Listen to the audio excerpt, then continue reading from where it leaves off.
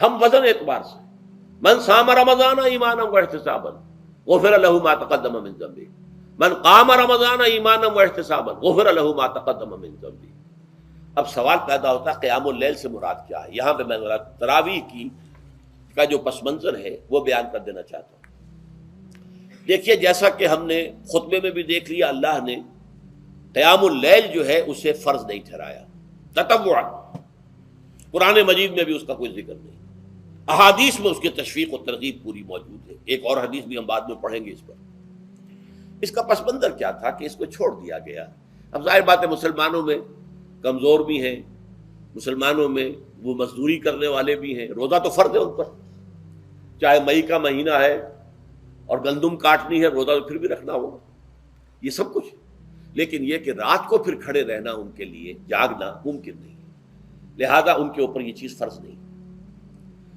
حضور نے تراویح کی نماز یا قیام اللیل نہ اسے فرض قرار دیا، نہ اس کے بعد جماعت کوئی اہتمام کیا مستقل۔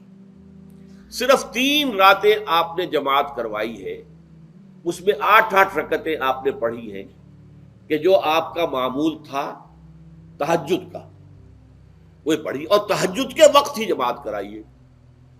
یہ ہے وہ حدیث۔ اس کے علاوہ کسی نماز تراویح جو ہے جو ہم پڑھتے ہیں 20 رکعتیں عشاء کے ساتھ متصل، اس کا کوئی ذکر نہ دور نبوی میں ہے نہ دور صدیق اکبر میں ہے۔ یہ دور حضرت عمر کی خلافت میں ہوا ہے، اور ہم نہیں کہہ سکتے کتنے سال کے بعد ہوا ہے۔ حضرت عمر رضی اللہ تعالیٰ عنہ کی خلافت کا دور جو ہے وہ تو 10 برس ہے، ہو سکتا ہے 5 برس کے بعد ہوا ہو، 6 برس کے بعد ہوا ہو، 12 ہوا ہے ان کے عہد میں۔ حضرت عمر ایک مرتبہ مسجد میں داخل ہوئے، مسجد نبوی میں، تو دیکھا کہ کچھ لوگ 8 10 12 جو ہیں وہ ایک جو ہے حافظ کے پیچھے کھڑے ہوئے اور قرآن سن رہے ہیں، کچھ دوسرے کونے میں کھڑے ہیں، کچھ کہیں اور کھڑے ہیں، مختلف جماعتیں ہو رہی ہیں۔ تو انہوں نے سوچا کہ کیوں نہ ان سب کو ایک امام کے پیچھے جمع کر دیا جائے، اور اس کے لیے لوگوں کی سہولت کے لیے عشاء کے ساتھ متصل رکھ دیا جائے، اس لیے کہ تہجد کے وقت اٹھنا جو ہے وہ تو ہر کس و ناقص کا کام نہیں ہے، کہ عشاء کے بعد اگر تھوڑا سا اضافی وقت ہو صرف، تو یہ ہر شخص کر لے گا، مزدور بھی کر لے گا۔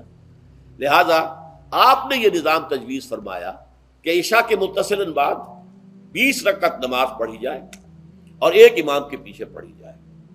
یہ گویا کہ اجتہاد ہے حضرت عمر رضی اللہ تعالی عنہ، اس کو آپ نے خود بدعت بھی قرار دیا ہے، لیکن بدعت حسنہ۔ بدعت کس اعتبار سے؟ لغوی اعتبار سے، نئی بات، اس لیے کہ حضور کے زمانے میں نہیں تھی، تو یہ اس طریقے سے ایک نئی بات ہے۔ لیکن یہ بات چونکہ بہت اچھی ہے، بہت عمدہ ہے۔ آپ جب یہ نظام چل پڑا تو ایک دن مسجد میں آئے، دیکھا کہ بڑی بھری مسجد ہے، صحابہ کھڑے ہیں اور ایک امام کے پیچھے قرآن سن رہے ہیں۔ آپ نے فرمایا نعم البدعۃ ھذہ، یہ جو ہم نے نئی بات شروع کی ہے یہ بہت اچھی ہے، بہت عمدہ ہے۔ اب یہاں سے فرق واقع ہو گیا ہے۔ ایک تو اہل تشیع جو ہے وہ تو ویسے ہی حضرت عمر سے بہت دشمنی رکھتے ہیں، عناد رکھتے ہیں، تو حضرت عمر کے اجتہادات سے انہیں نفرت ہے، انہیں دوری ہے، چاہے وہ کوئی سا بھی حضرت عمر کا اجتہاد ہو۔ ہمارے ہاں اہل حدیث حضرات بھی در حقیقت حضرت عمر یا کسی اور خلیفہ راشد کے فعل کو وہ سمجھتے ہیں کہ یہ ایگزیکٹو آرڈرز ہیں، یہ ہمیشہ کے لیے نہیں ہے۔ حضرت عمر نے اپنے دور میں ایک نظام قائم کیا، ان کے دور کے لیے ٹھیک تھا، یہ ہمیشہ کے لیے نہیں۔ ہمیشہ کے لیے وہ 8 ہی رکعتوں کے قائل ہیں، وہ تہجد والے، لیکن اس میں بہرحال انہوں نے بھی خود یہ اضافہ کیا ہے کہ وہ 8 رکعتیں وہ عشاء کے ساتھ متصل پڑھتے ہیں، تہجد کے وقت تو نہیں پڑھتے۔ اور حضور نے تو صرف 3 روز جو ہے وہ کرائی تھی جماعت، وہ لوگ 30 دن یا 29 دن پڑھ رہے ہیں، تو اضافہ تو انہوں نے بھی کر دیا، وہ نظام میں تبدیلی تو ہو گئی۔ لیکن اہل سنت جو کہلاتے ہیں، ہمارے جو 4 جو ہیں، جو ہمارے مسلک ہیں، حنفی، مالکی، شافعی، حنبلی، ان کا اتفاق ہے اس پر حضرت عمر کا، کیونکہ ان کے سامنے اصول یہ ہے کہ حضور نے فرمایا علیکم بسنتی وسنت الخلفاء الراشدین المہدیین، تم پر لازم ہے کہ میری سنت کو پکڑو مضبوطی کے ساتھ، اور میرے خلفاء راشدین مہدیین جو ہیں ان کی سنت کو پکڑو۔ اس اصول سے یہ چاروں فقہیں جو ہیں حضرت عمر کے اجتہادات جو ہیں ان کو بھی پابندی سمجھتے ہیں کہ تمام عمر کے لیے قیامت تک کے لیے امت مسلمہ پر ان کی پیروی لازم ہے، لہذا اس میں اجماع ہے۔ اور یہاں تک کہ یہ سب سے آخری جو اس میں مسلک پیدا ہوا ہے زمانی اعتبار سے، سب سے پہلے مسلک جو ہے حنفی پیدا ہوا ہے، پھر مالک کی پیدا ہوا ہے، پھر شافعی پیدا ہوا ہے، اور پھر حنبلی آخری ہے۔ اور امام احمد ابن حنبل بہت بڑے محدث بھی ہیں۔ مسند احمد ابن حنبل جو ہے وہ بہت بڑی کتاب ہے، بہت اہم کتاب ہے، جامع کتاب ہے۔ تو ان کے ہاں بھی 20 رکعتیں ہیں۔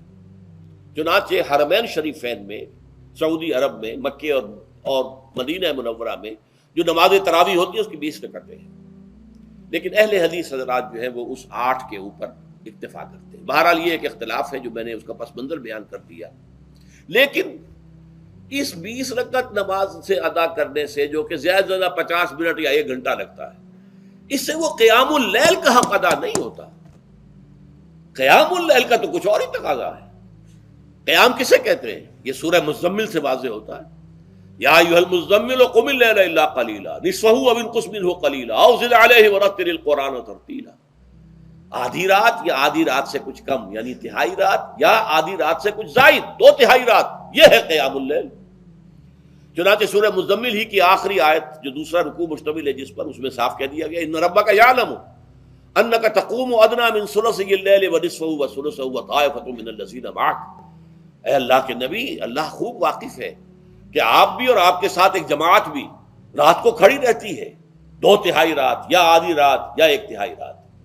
تو یہ سارا معاملہ جو ہے قیام اللیل کا، گویا کہ کم سے کم 1/3 رات پر اس کا اطلاق ہو سکے گا، یہ نہیں کہ 1 گھنٹے۔ اب اس کے ضمن میں دیکھیے حدیث پڑھیے، تیسری حدیث ہے ان عبداللہ ابن عمرو ابن العاص رضی اللہ تعالی عنہ۔ یہ وہی عبداللہ ابن عمرو ہے جن کی میں نے آپ کو حدیث پہلے سنائی ہے۔ یہ ساری رات کھڑے رہتے تھے، پوری رات، اور ہر روز روزہ رکھتے تھے، جس پر حضور نے منع کیا، لا تفعل، مت کرو ایسا۔ رضی اللہ عنہما، یہ خود بھی صحابی ہیں اور ان کے والد عمرو بن العاص بھی صحابی ہیں۔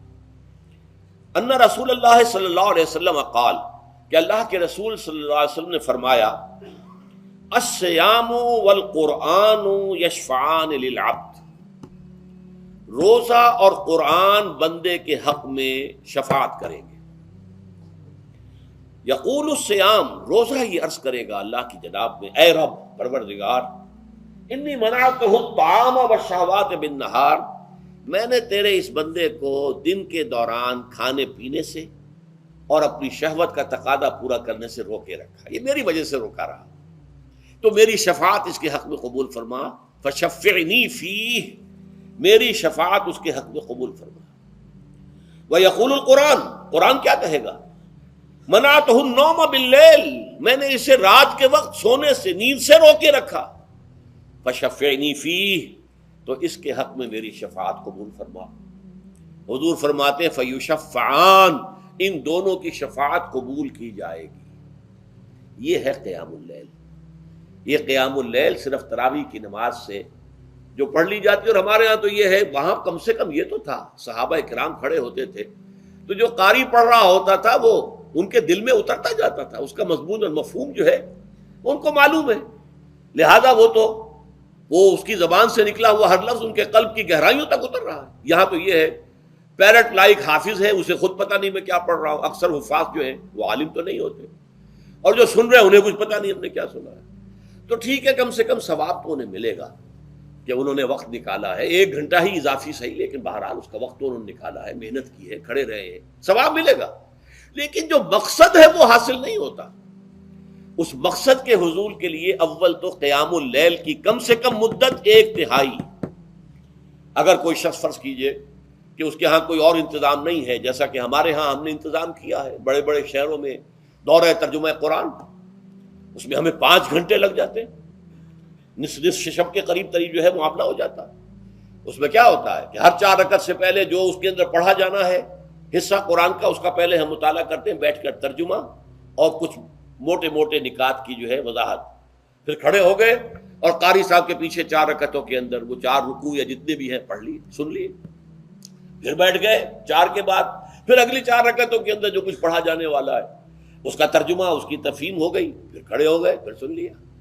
اس طریقے سے 5-6 گھنٹے میں تراویح ختم ہوئی، تو تراویح بھی ہو گئی، حضرت عمر کے اجتہاد پر عمل بھی ہو گیا، 20 تراویح ہو گئی، لیکن یہ ہے کہ اس کے ساتھ جو اصل غرض و غایت ہے قیام اللیل کی وہ بھی حاصل ہو گئی۔ یہ ہم نے 17 سال پہلے شروع کیا تھا یا 18 سال پہلے، اور وہ انشاءاللہ اللہ کے فضل و کرم سے اب چل رہا ہے، بڑے بڑے شہروں میں ہو رہا ہے۔ لاہور میں جن مقامات پر ہو رہا ہے وہ تازہ جو ندائے خلافت ہے اس کے اندر آپ اس کی فہرست دیکھ لیں۔ کراچی میں تو اس سے غالباً 3 گنا مقامات کے اوپر وہ کام ہو رہا ہے، اور دوسرے شہروں میں بھی ہو رہا ہے۔ تو اس سے در حقیقت وہ غرض و غایت، وہ حکمت جو ہے پوری ہوتی ہے کہ یہ دونوں چیزیں پیرلل ہیں۔ من صام رمضان ایمانا واحتسابا غفر له ما تقدم من ذنبه ومن قام رمضان ایمانا واحتسابا غفر له ما تقدم من ذنبه۔ تو صیام اور قیام جو ہے ان دونوں کا حق ادا ہو جاتا ہے۔